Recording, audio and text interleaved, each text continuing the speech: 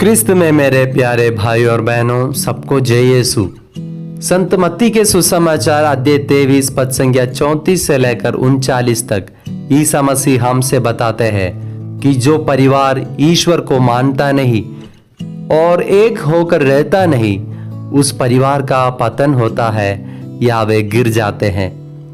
ईसा मसीह कहते हैं, यरूशलेम यरूशलेम, तू नबियों की हत्या करता है और अपने पास भेजे हुए लोगों को पत्थरों से मार देता है। मैंने कितनी बार चाहा कि तेरी संतान को वैसे ही एकत्र कर लूं जैसे मुर्गी अपने चूजों को अपने डैनों के नीचे एकत्र कर लेती है, परंतु तुम लोगों ने इनकार कर दिया। यशायाह नबी इस्राएलियों से कहते हैं, तुम्हारे अधर्म ने तुम्हें ईश्वर से दूर किया, तुम्हारे पापों ने ईश्वर को तुमसे विमुख कर दिया, इसलिए वह तुम्हारी नहीं सुनता।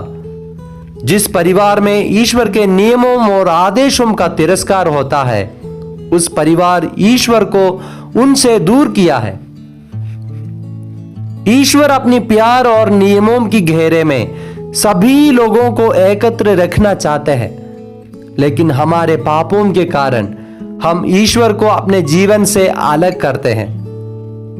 ईसा मसीह यहूदियों से चेतावनी देकर कहते हैं, मैं तब तक तुम्हारे बीच में नहीं आऊंगा जब तक मुझे तुम सब होशाना गाकर स्वीकार नहीं करोगे।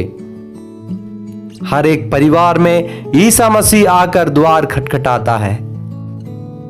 उनके लिए जिस घर में जगह देते हैं, उस परिवार ईश्वर की कृपा में आगे बढ़ सकते हैं और ईसा मसीह को जगह देने से वो परिवार एक बने रहते हैं। विश्वासी परिवारों की आपसी झगड़े के एक मुख्य कारण घर में करने की प्रार्थना की कमी है।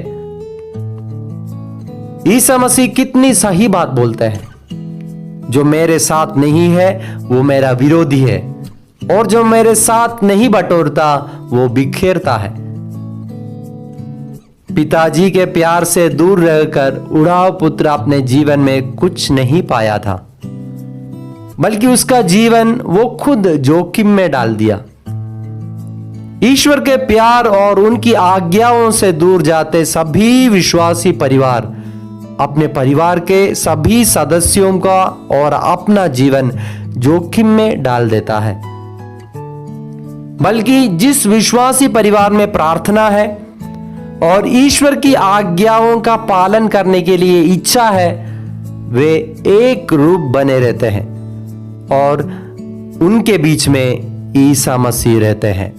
ईश्वर की घेरे में जो परिवार समर्पित है, वे कभी नहीं गिरेंगे, क्योंकि ईश्वर अपने पंखों के नीचे दुनिया के सारे बुराइयों से हमें सुरक्षित रखता है, क्योंकि वही हमारा चरवाहा है, वही हमारे घर का द्वार है और वही हमारा मालिक है।